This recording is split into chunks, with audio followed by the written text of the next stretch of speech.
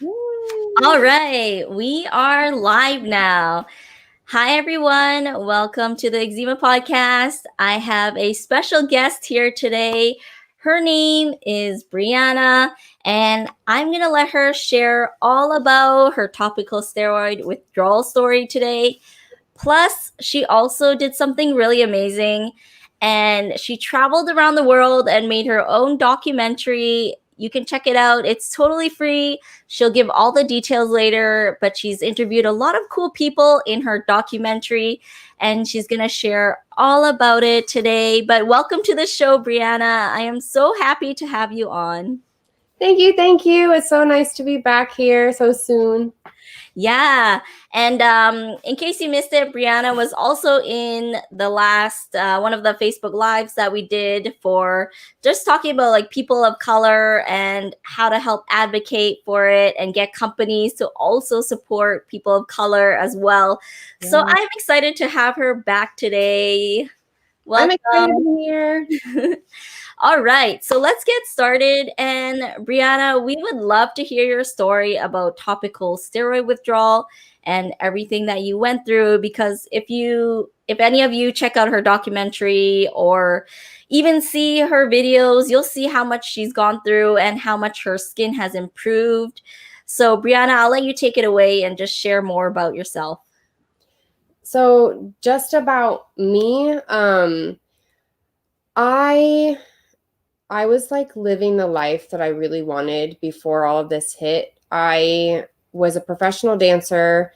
I had a great loving husband, and we had just moved back to my old college town. I was going to have a personal training job at the gym I used to work out at. So I was like, this is perfect. And then TSW happened. I used to have dermatitis growing up. I had eczema, but it was nothing crazy out of this world. I would use like hydrocortisone over the counter every here and there. And it wasn't until I started working professionally as a dancer on cruise ships that my skin went crazy. I think I had a really bad fungal infection or something from the costumes. You know, they're not always washed every single day. So my skin blew up. And of course, during my first contract, I went to see a dermatologist, and they just threw the kitchen sink at me. I was on Protopic. I was on a classic steroid. I was 2 different types of antihistamines. I was on an antibiotic. It was literally, they're like, we know what's wrong with you. I think they were just like, here, everything, go. An antifungal as well. So for about 2.5, 3 years, I was on and off these products, one of which was the topical steroid. And it was only a class 6 steroid, which in Prevental, we talk about it a little bit, where class 7 is the least, class 1 is the most. So class 6 really isn't that high. And then after I got married, my mother and I were discussing like, maybe we should come off of these drugs, because I kept noticing that my skin just wasn't the same anymore. I was getting eczema in spots that I'd never had eczema before. And lo and behold, as soon as I tried to come off these drugs, I started getting a rash all up my back, near my pelvic area, my wrists, and my eyes swelled. And so I went to an urgent care doctor. They gave me a Z-Pak, which is basically oral steroids, took them, was doing great. And then as soon as they came off, back to the rebound, the blown up eyes, the back, the front. So I started Googling, as we all do. And I started seeing and noticing people who look like me, much like Nina Marshall, like Laura Stageman, or Laura Way now. I found their YouTube videos, and that's how I found Itzan. And this is when Itzan was pretty brand new. And that's kind of when I started my topical steroid journey. I went back and got one more Z-Pak. And as we were moving to our new home, I was like, if this rebounds again, I'm done. Like, this is what I have, and this is what I'm going to end up going through. And I think all of us at the beginning think, I was in good shape. I ate well. I was good to go. This is going to take a year. Took way longer than a year. And that was basically when I decided within that first year, I can either sit here and pity myself and feel bad and no one's doing anything for me, or I could do something myself. And that's kind of when I started speaking up in the community. I got to know some of the Eczema members. I started my YouTube account as well as my blog. So brren.com, Ren like a bird, WREN. That was my married name, and I've kept it like that since people know that site, and I didn't want to change it. And I just started making YouTube videos. I used humor to try to get through everything and spread information. And then after a while, as much as I thought I was doing what I needed to do, I am never satisfied. And so after about a year of doing that, I decided, well, why not go big? So I thought about doing a documentary. And I knew the only way I would get myself to do a documentary is to hold myself accountable publicly. So it took me a while. I put a little website together. I created my own LLC called The Elusive Bird. And I got a business bank account, because if I was going to ask people for donations, I didn't want them to think that it was going straight to me. I wanted them to know that this was for the documentary. And as soon as that site went public on October 1st, I believe it was 2017, I knew the first dollar I got, I was in. I was locked and loaded. I had no other way but to do this. I didn't want anyone to think I was taking their money for no reason, and I wasn't going to let anyone down. And that journey from there on was a crazy one. But let me tell you, accountability is big in my book, and it is what got me through to the end. Is there anything specific that you would like to know about the documentary experience? Yeah, maybe you could give like a summary of what it is for our viewers who are listening or watching, and also just a background, because I don't think you shared it, but Briana was actually a professional dancer before all of this happened, and then when she stopped using steroids, I'm not sure if you had to stop dancing as well, or if you still dance today, but maybe you could share about that and merge that in with your documentary too. So, as most do with TSW, so TSW is topical steroid withdrawal. And of course, nowadays that's come up as is this how we term it? But it is a pretty well-known term now of our condition. It's excruciating. It's nothing, like, even when people speak about it, I feel like no one understands unless they see it. And it's so gruesome. Like, I remember at the beginning of the documentary, I put a warning, like, this is very Graphic. yeah, graphic. I was like, it's nothing that people think like, oh, they have a skin problem. No, it's insane what people go through.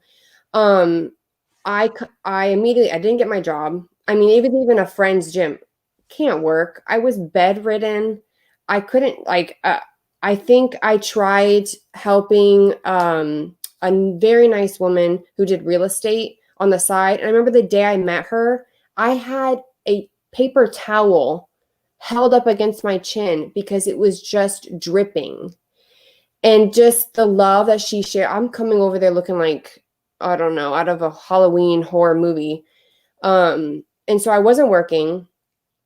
When I first put out the idea for the documentary and I started raising money, that exact same month, my marriage fell apart.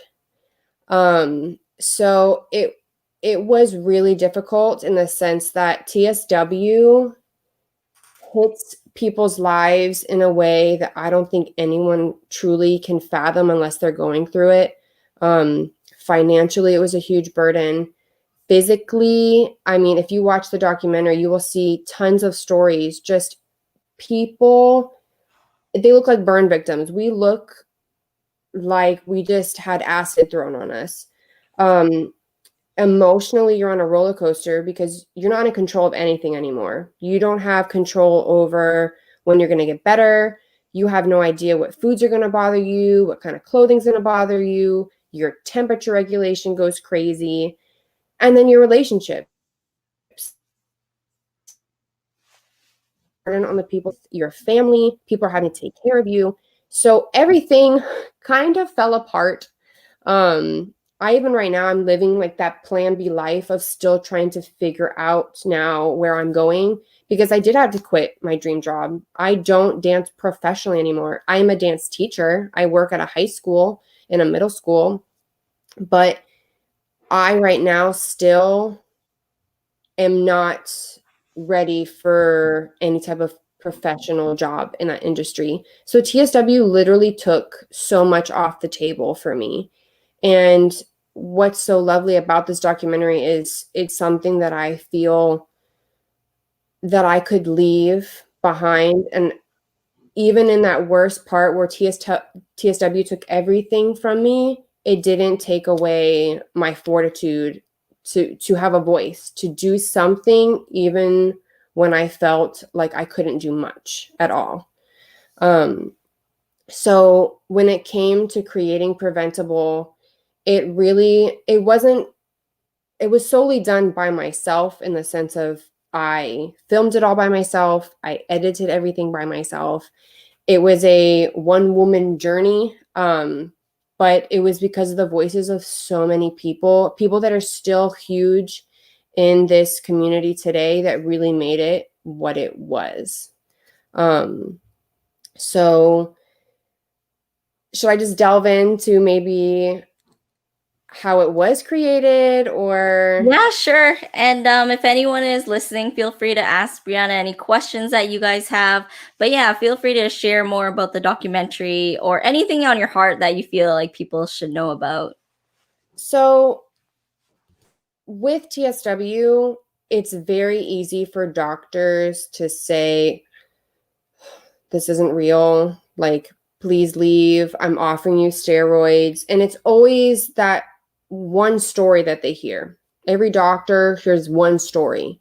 And so they just write you off as this crazy person who is Google magic finding something, some kind of conspiracy theory on the internet, and you think you have something that doesn't exist.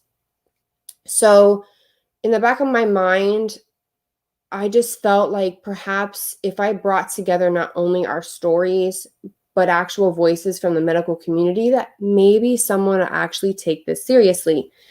So I was able to come into contact with a handful of doctors, one of which is very well known, Dr. Peter Leo. And I got a hold of stories in our community that I felt were encompassing of different parts that TSW touches in our life: emotional, physical, relationships. I even tried to get someone who had been pregnant through TSW, and they lived in England. And while I was over there shooting, the day I was supposed to get on a train to go see them, they ended up in the hospital. And their mother was conversating with me and connecting with me, saying, like, this is not a good time to come. And it really was. And I would never wish to showcase someone's pain, but I was like, I wish I could have shown that, just how things can flip so quickly. And thankfully, while I was shooting, I shot for about 2 months. It was a summer in 2017 that I shot this. 2017? This is like a lifetime ago. It's crazy. 2017. And just those 2 months were so go, go, go. I literally circumnavigated the globe. And thankfully, in England, where I shot a good portion of this, I was staying with some friends. And literally that night, I ended up, of course, not over where I was supposed to be, but on a friend's boyfriend's couch. Like, that's where I got to sleep that night. So again, this really was a coming together of everybody. But when it came to the documentary, I raised as much money as I could, and I literally got exactly what I needed. And I started out, of course, I'm from Florida. I'm from South Florida. So I flew over to Texas first, and I did 2 different interviews over there. Then I came back to Florida, regrouped, because I had a huge issue with my India visa. Kelly Barda, who is an Eczema board member, she is an angel and saved my life. We had never met before, and she lived in Atlanta, Georgia at the time. And I was having a crisis of I could not get in touch with, I believe it was the embassy here to get my India visa. And finally, someone was like, you're just going to have to go in person to Atlanta. And I was like, what? I have to get on some random flight and fly there quickly, or else I'm never going to get this visa that I need like a month and a half from now. So she took me in. She saw that I needed to stay somewhere, took me in. I got that fixed. So during that little interim from flying to Florida to Texas and flying back, I got the visa that I needed right before I went over to England. So thank you, Kelly Barda, for that. And then I went over to England. I was there for a little while. I was there in London. I was there in Tadsworth with Morgan. His story in the documentary is so heartbreaking. Even to this day, he has something called nephrotic syndrome, which means he's actually dependent on oral steroids for his kidneys. So he's like in this perpetual cycle of this horrific skin condition, which is more internal than anything, but you see it so much on your skin. He's just been like this for years. Like, and just watching his story every single day, listening to Dana, his mom, talk about how hard this has been on him through all of these years is heartbreaking. So I really wanted to touch on his story and how young he is.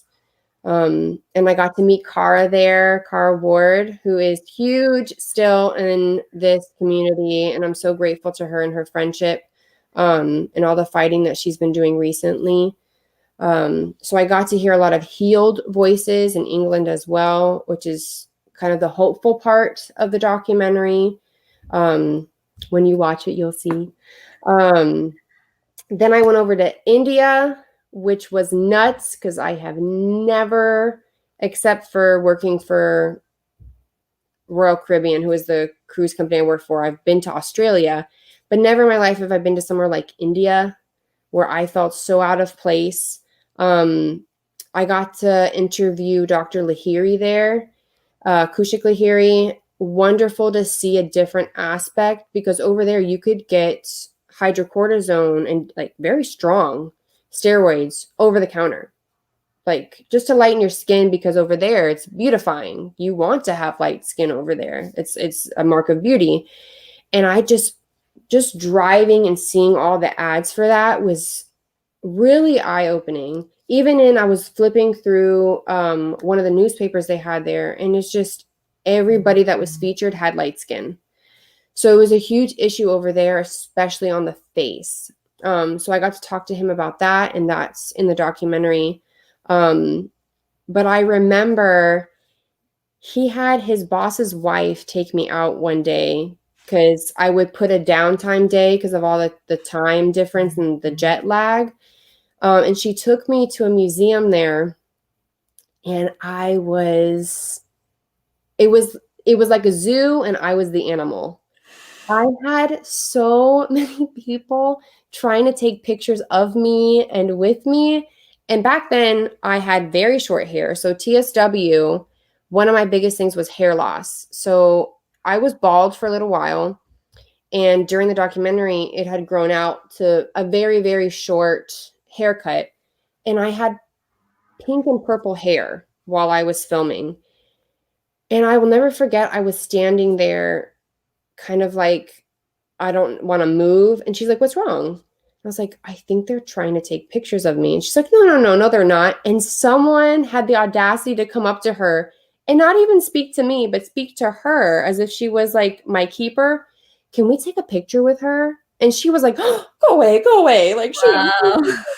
So that was such a different experience. So it was wonderful in India. Then I went over to Japan and I shot with the amazing Dr. Fukaya and Dr. Sato. Dr. Sato is really known in the community for moisture withdrawal. Um, I know that I don't know if you ever did moisture withdrawal. No, I wanted to, but I found it to be too tough when I had my son. Yeah. Um, so I did try moisture withdrawal like for a month and shoot me, it was like the I've worst heard the thing ever stories for that it's me. really hard. I Whoever does it, like They're kudos amazing. to you. I It was off. It was horrible.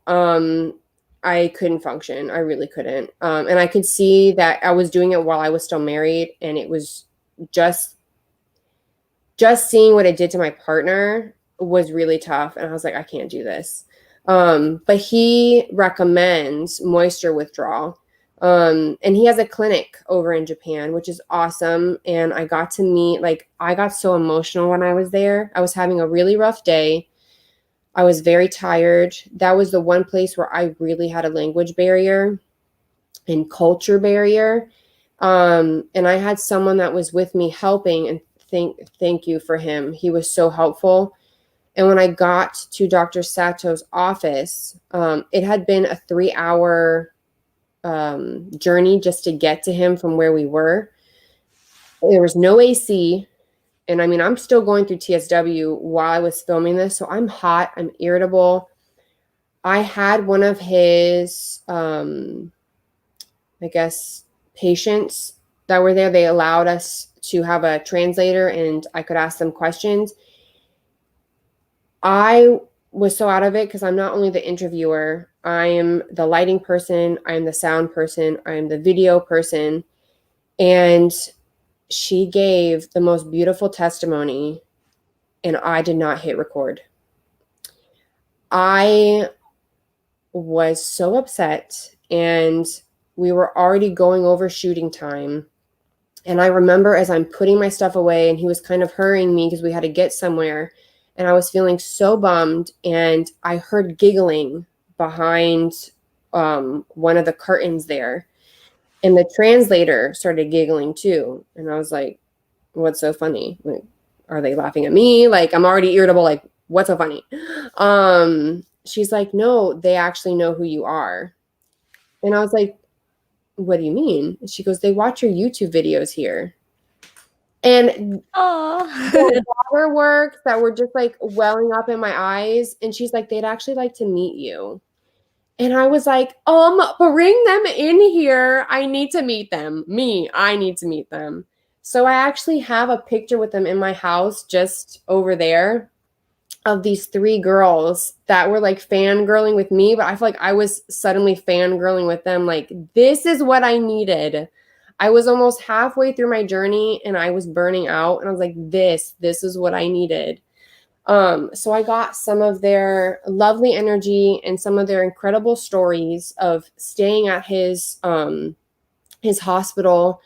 And it was just really nice to get another perspective from doctors who are working on this, especially Dr. Fukaya, who even said he went away from treating patients like us. He was now in more the cosmetics form of dermatology. And because he felt guilty, he's like, I feel like I'm not doing a service to us in this community. And he felt, I guess, kind of like a fraud, and he just wanted to move away from that. But he was still using his voice to help the community, which I thought was really admirable. And he even gave me a kiss on my cheek, and I was like, Oh. so I have a picture of me and him doing that. And then after Japan, I went over to California, had a great meetup there. That's where I met Ashley Laura, was over He's been there. on the show too. Yes. So we met over there, had a great meetup. I also met Suhain, who is the owner of Elage. And I love her product, and I'm so grateful to her because she actually got me on a radio show in Laguna Beach there, which is part of the documentary. You'll see myself, Suhain, and the radio host talking about different issues in the community, especially with children. Because us as adults going through TSW, we have a certain amount of control over what we decide to do with our journey. When it comes to kids, you can, call CPS, Child Protective Services, on someone and say, hey, you're abusing your child by making them go through this. So it was a really big conversation that we had. And it was one that I wish I could have had an even larger one on the documentary. But I did try to piece that in there as well, because that's a huge part when children go through this, because it's not just adults that go through this. A lot of children are prescribed pretty strong topical steroids when they're so little. Their body like surface ratio, when you're putting all sorts of steroids on, that's a really concentrated area to be doing that. So I know that there comes a lot of consequences, even sometimes worse than adults, when it comes to kids. Their albumin levels, if anyone takes anything away from this, albumin levels with children, if they're starting to go through TSW, check those. They are very important. So after California, I went to Kelowna, Canada. So I got to go up to Canada. Beautiful recharge. I had a Snow White moment with Janelle. She took me to some like mountain railroad range, and we were bike riding, and we stopped. And of course, in Canada, there's a lot of French speaking people. And there was a French woman, a partner that she was with, and they were feeding chipmunks that were like wild. And she gave me some almonds, and magical. I'm sitting there feeling like Snow White. These chipmunks are coming at me. I also have a picture here too of it, where this chipmunk is just letting me like touch it, pet it. It's running up on my leg. It just wants the almond, but I am overjoyed that I'm getting to touch nature in this way during my journey. So had a really lovely time there, and spoke with Janelle, who, my goodness, she was the burn victim. Like, when you watch her story on Preventable, it's insane. Just the pictures that you see, and the loss of a huge relationship. She was with her boyfriend for 11 years, I think. And so you can see the longevity of, no matter how long you're with someone, like, this can tear your relationship apart. So it's huge, again, for the documentary, to showcase that this happens to people. This isn't something to be taken lightly, which is something I felt that at a conference that Kelly Barta and I actually went to in 2000. It was when I was editing. So I edited this in 2018, and it was right before I started editing. We went to a conference in May, and this doctor, and I have it in the documentary, he made steroids sound like this all natural, organic. What was the lines that he said? Like, I typed them out in the documentary because they were that heinous. Just lie to your patients. Don't tell them it's a steroid, but just say all these other words that, will go around the steroid issue. And it was wow. I can't believe a doctor said that. It was awful. I remember we sat there. There's a picture, I think, like a professional picture that some man was taking. And I'm just like sitting, like staring up at this man who thinks he's talking to a room full of doctors and, people in school learning, not to patients that are sitting there flabbergasted that this is what you say to people. Just completely making fun. And that was really, really hurtful. But I wanted to showcase that these are doctors that are out there. And he was actually paid that year, I believe, $500,000 in dollar for docs, like people asking him to come speak somewhere. Even him speaking there, he was probably making money. And it was just like, this is the person that's advocating for me as a dermatologist. So I really wanted Preventable to showcase all these different stories from around the world. Like, this isn't just something in Florida that's happening. This isn't just something like in the US that's happening. It's happening everywhere. So getting all these stories together really meant a lot. So after Canada, I went over to Illinois. I met with Nina Sloan. I'm still around. She did so much for the community, and I feel like she deserved a break because she was really suffering. And that's where I got to meet Dr. Peter Leo, who was like the savior of this documentary. And I'm not going to lie, when I was trekking all my stuff over to see him, I was like, is he really going to be helpful? I had never met him. We barely had spoken before meeting.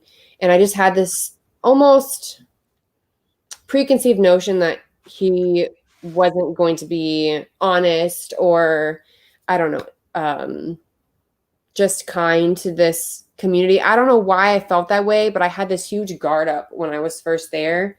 And he was literally the sweetest, kindest person to interview and was very open, not biased. Like, yes, steroids were brought about for X, Y, and Z. They were great. They are great, but we have to respect it because now we're seeing patients having our TSW, our symptoms. And so we talked a lot about new upcoming drugs that even now just on the NEA, the little thing they had a couple, was like a month and a half ago, 2 months almost, the Eczema Expo.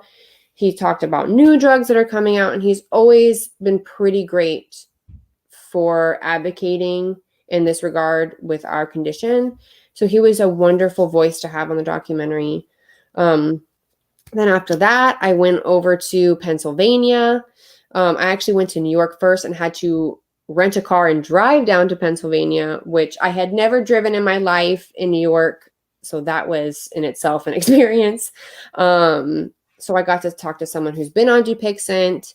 Then I went back to New York, had a great meetup there again, and got to talk to Dr. Shuman Lee, who's an immunologist who does a lot of Chinese herbal medicine, which has been great to some of our community as well. I wanted to touch on that because she has wonderful research backing her, as well as she wanted to continue research on when it comes to TSW.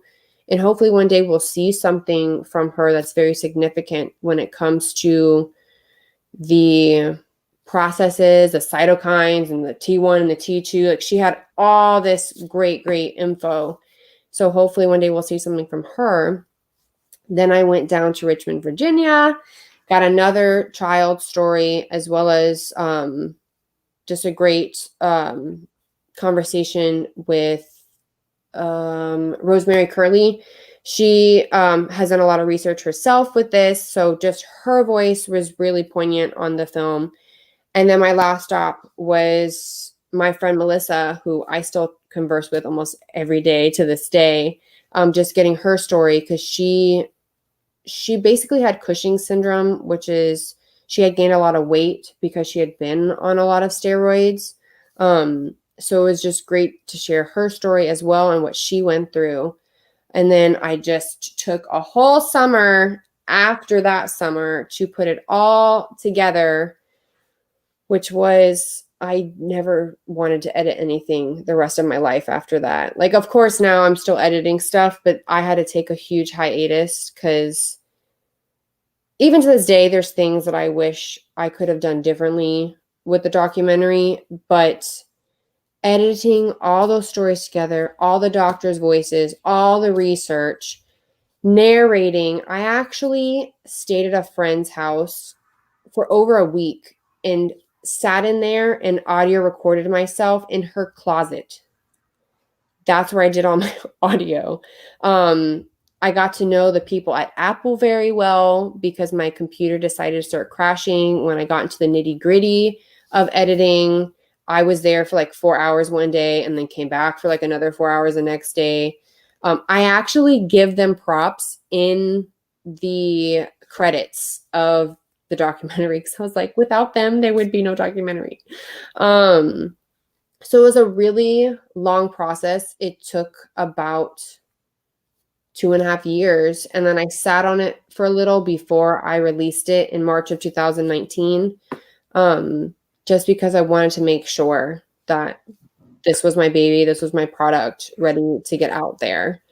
So it took a while, but I'm so glad I did it. I am so grateful to the community that believed in me and gave me money to do this. And I do hope that it stands like the test of time in the sense of still being poignant and getting our voices out there. And if people want to reference it, everything that I ever put in that documentary is at the end that is referenced. You can cite this.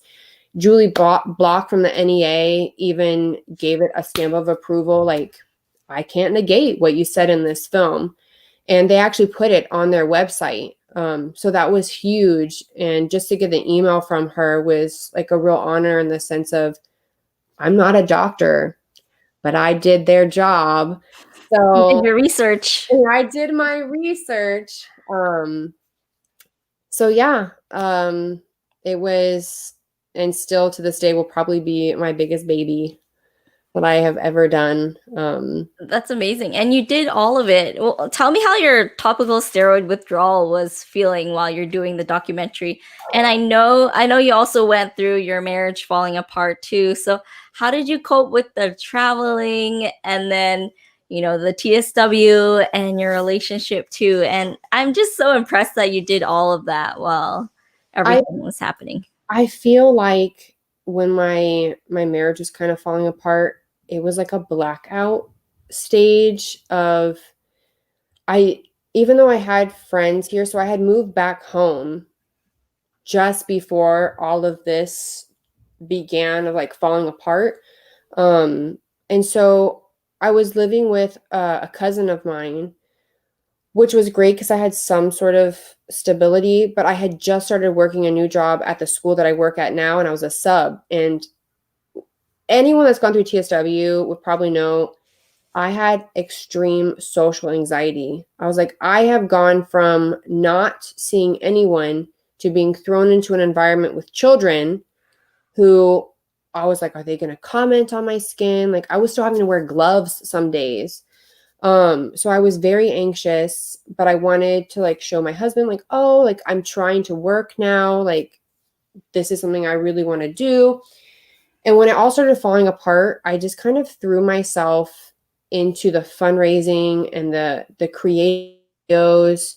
I did, if you go on my YouTube, which is under Briana Banos, I have something called How Do We Function, where I interview different doctors who actually made it onto the Preventable documentary. But I was trying to do everything in my power to just disconnect from the personal turmoil I was feeling. So I just know that I feel like I kind of blacked out a little with some of that. And then when I started on the journey to do the video, so I started June 4th, I believe, and I ended August 27th or 29th, one of those dates. My skin was pretty good when I first started, and I brought a whole bunch of wraps and things. And slowly but surely, as I started traveling more and the jet lag and the not getting enough time, my skin was going downward. Like by the end of the thing, I had a full like red sleeve again. I saw at one point I saw a photo of your whole face was like bandaged at one point or wrapped. That was before. So, and that was actually another travel moment. So anyone that knows or has had TSW or taken care of someone, for some reason, traveling does you in. And it was the first time that I had traveled to go see my ex-husband because he was working away. And I went to go see him in Canada, in Toronto. Within like 4 days of being there, I was like, something's wrong. My skin just wasn't feeling great. By the end of it, he had to take a whole day off from his tour to fly me back home so my mom could pick me up and take me to the ER. I was oozing out of everywhere. They laid me down. By the time I left, it was just like yellow all over the pillow and the sheets. And that was the day when I went home. I had to wrap my face. It was just a nightmare. So that wasn't during the preventable shooting, but I do have like backstage footage that I've never released of just me like feeling like crap. Like there was one day in Chicago, I was staying with a friend of mine and I was staying on her couch and her hot water didn't work for like a day. And I just thought my life was going to end. I was like, I have to have a shower and it cannot be this cold shower. Like my skin, it just felt like pins and needles hitting me with all the cuts and things I had on my hands. So it was a challenge. Some of the days were a real challenge where I would just wrap up my hands, I would bandage myself and then put a shirt over. And I feel like some pictures didn't even do justice. Because if you get the right lighting, you're not going to tell something's too bad. So I just remember thinking to myself, I would count down the days to just try and make it through. Because I knew when I got home, like I needed a week to myself. Like nobody bother me, leave me alone. Because I really was taking a hit, not just like emotionally, but physically. My body was like, we're done. We need to go back home now. So traveling in itself with anyone with TSW can really take a toll. And it certainly did for me. Wow, I'm just so like amazed that you went through so much, especially just to film this documentary. And I am just so thankful. And we even have someone who commented and said, "Thank you for this community. This helped me greatly. Thank you." So I'm glad that really helped her. And I know that one thing you wanted to talk about was also what the difference is between topical steroid withdrawal and eczema. Like, how do you know the difference? How do you know when you're out of it, or how do you know?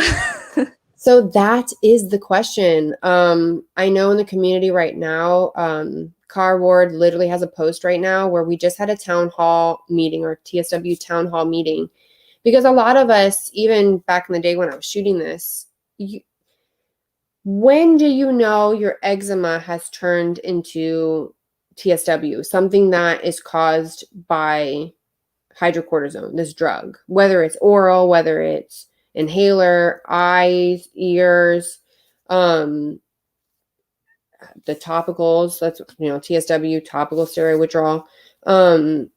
When do you know when it goes from just your everyday eczema to something that's being caused by this drug? And then vice versa. On the other side, you've been withdrawing for so long. Is this just normal eczema now? Am I supposed to be cleared all the way? Is this something I'm gonna have to live with? Because I know, like, for me, my arms are still not great in the sense of I definitely have like hyperpigmentation. I still have ups and downs, especially when I go in the sun, it just turns beet red. I'm still itchy. I still have it on my hands, and I never had eczema on my hands. So it's kind of that, I call it the chicken and the egg question of, is it eczema or is it TSW? And I know hopefully in a couple of weeks, we're going to have another little group meeting kind of talking on this subject, because it's a conundrum. Like, is it TSW or is it eczema? And I just feel like right now, even after years of dealing with this and advocating for it and creating awareness, we don't really have that answer. Not a true one. And so I think a bunch of us kind of want to put our brains together and see where everybody kind of feels on that subject. Because I know I don't like calling it eczema. And there's a hashtag now going around from our group called "This is not eczema." Because it's not. And we don't like calling it that because I feel like that downplays what we're going through. It's not eczema. It is something caused by this drug that we were overprescribed. just the term itself, topical steroid addiction or topical steroid withdrawal, it almost puts an emphasis that we did something as opposed to it being prescribed to us. So I know that there's verbiage that wants to be looked at, and as well as what is the difference, which I think hopefully in the next, we always say a few years, but truly hopefully at some point we will have the research that will showcase that this is not eczema. Like when I go into, I remember I was about 2 months into my withdrawal, and I went to see a dermatologist in Gainesville, Florida, where I was living. In Gainesville, there's a lot of teaching hospitals. I'm like, these are like up and coming people who know what they're talking about. I walked in there. I mean, my hair is falling out. I'm red from head to toe. I look insane. And this person's like, oh, it's just severe eczema. Like wanted to give me a steroid shot, wanted to give me more steroids. And I'm sitting there trying to have a genuine conversation with research in my hand. Like, I don't think this is just eczema. So my biggest thing is keep advocating for yourself. This is not eczema. But to remember that when we use terminology, when we use words describing what we're doing, a bunch of us kind of want to shy away from that term, eczema, because it's so much more than that. So our hashtag right now is "this is not eczema." And all those little hashtags right there, we've kind of created a little cluster. So if everybody uses them when they post, it'll hopefully bring our community closer together, and more tight-knit to our message. Because we don't want to downplay this. This is not your average everyday skin condition. This is something that's very deep within. Yes, it shows very much on our skin, but it is definitely something to do with immunology, with our other organs, with our hormones, things like that, that we still have not really done our research in. We're just kind of skimming the surface right now. So we want to see justice done for our community, and we don't want to call it just eczema anymore. I love that. And I love the advocating that you guys are doing. And I think it's so important. And I was actually looking at a conference today, and I was looking at the agenda and what they were teaching for dermatologists. So it's called a day. I think it's something like a day in the derm or with the derm. And I was looking through the eczema portion, and then their number one recommendation is topical steroids. And then, the number one thing they say is that it has been proven to be very safe and effective. And then in the side effect portion, they don't mention anything about topical steroid withdrawal because it's still not completely, I guess, accepted. Or I think, honestly, they don't know what else to do. And I guarantee you, the day that something safer comes out that we can use chronically, for a long term, you're going to start seeing a lot more negatives with topical steroids. And honestly, a big portion of this issue comes down to money. It really does come down to revenue. You're attacking a drug that brings them a lot of money. And so we just have to be really vigilant in the sense of we're not going to back down, but also professional about it. Because we do need doctors. We do need a conversation to happen. We can't just scream at them and expect them to be like, yeah, sure, let's talk. So it is really difficult right now because dermatology, I remember when it was September 11th in Washington, D.C., I went with Eczema to a conference as a patient advocate. So I had just first met some of them. And I remember them even saying at the conference that we are so behind in the dermatology field. Like, everyone else is up here having a party and like we're waving back here, like throw us an oar. So I feel like right now we're finally getting some momentum with all these new drugs that are coming out, all these biologics, that hopefully soon we can get away from topical steroids being like this one magnificent thing that we just hold up on this pedestal, and we can't condemn it. We can't say anything bad about it. It just causes skin thinning. Like that's the only thing it does. And I think once we find other tools that we can use instead of that, you're going to see finally some sort of apology for our community. But I feel like it's going to take them finding something else that makes them money in that regard to finally poo-poo and say, yeah, this can happen if you overuse this drug. So we're on a little bit of a catch here.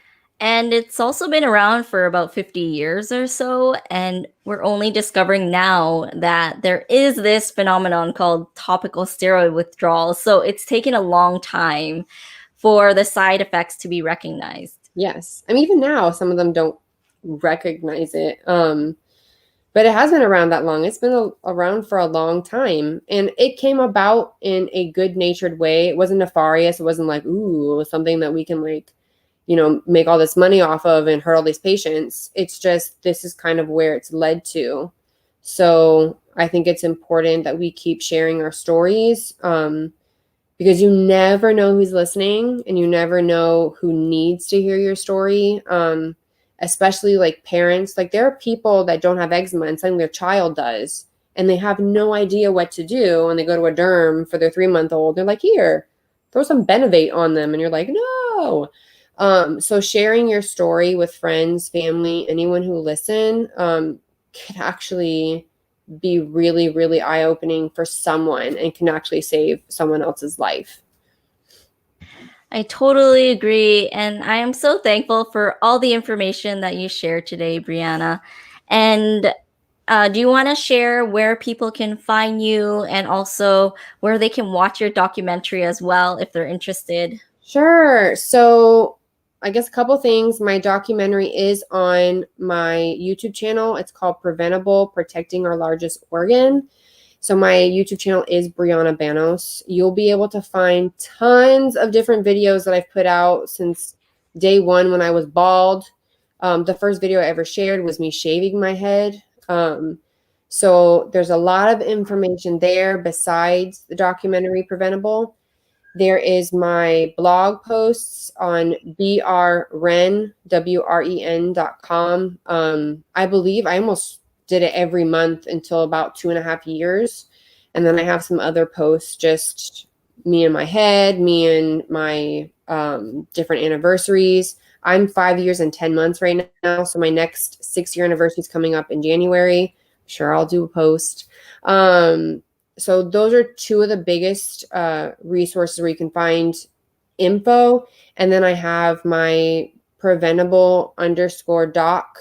That's my Instagram, as well as my private one, which I've kept it private. You're more than welcome to request. I just try and keep my TSW advocacy away from my personal life, just so I can have a semblance of my life is not TSW. And that is Black Velvet Ink. That's my private one. So you're more than welcome to follow to see what it is to even live with it, because you can live with it. You just have to finally hit that block of, I don't care what people think anymore. If my arm isn't doing that great and I want to wear a sleeveless shirt, that's someone else's problem. Like, I shouldn't have to hide. Like, I'm ashamed of what I have gone through all these years. So I just want people to see that you can live a life, even if it's a little edited here and there of, yeah, I can't do everything that I used to do, but I can do a lot of it. And I want to enjoy my life and not feel like I have to sit at home just because my skin isn't doing so great one day. So that's my personal one, Black Velvet Ink. And my preventable one is preventable_DOC right there. That's me bald. Oh, Abby, we can't hear you. You've healed so much, which is amazing, and you look so different. Yay! Yeah. It Awesome. I love it. And uh Claudia says exactly, and I need to visit the topical steroid withdrawal website. literally, so I have a little tidbit here. I brought it out. I am so ashamed of this photo, but just so you see the difference, I had to get my passport photo taken for the documentary. I was having the worst day. It is literally every time I showed it to someone at the airport, they would ask me do you have another picture? This is what TSW looks like, all right, on a photo. That's insane. This is this person, y'all. Like, that's crazy. It looks like you can't even make your face out. I was like, this is what I have to use now. Like, I can't wait to get a new one. I might just put in the $60 to get a new photo. But that's the craziness that we go through. And it shows just right there. One time I took a passport photo. I was lining up, and it was so embarrassing because the lady was like, your face is so dry. It's like peeling so much. How can you take a passport photo? I was like, I'm so ashamed. No, and I think that's horrible too that people comment. Like, yeah. oh, I'm here for, good time. Like, I need a passport photo. This is what I'm working with. Like, for sure.